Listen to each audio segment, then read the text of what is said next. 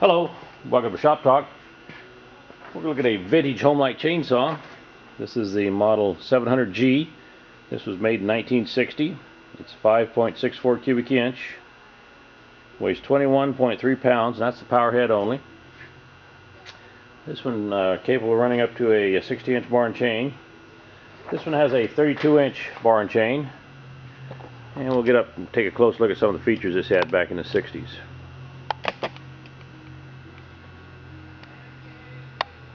Chain is worn. It does have some of the teeth left, but it's pretty well worn.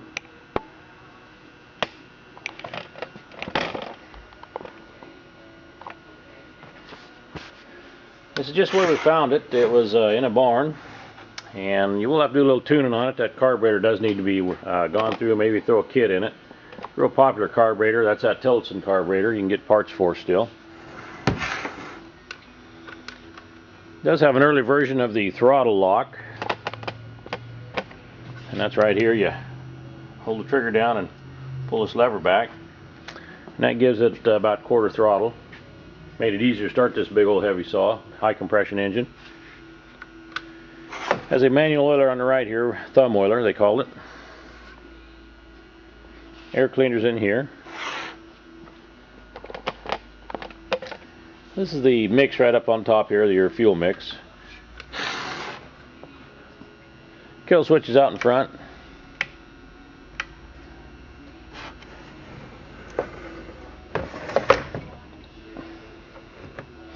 Muffler right here.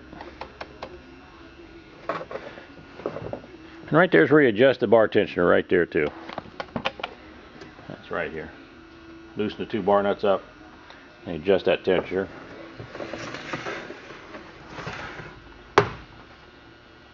Got a very large falling spike. And here's the gearbox, and this is where you lube the gearbox, and it's got a little window, glass window right here to check the level. And then the chain oiler right here is where you fill that up.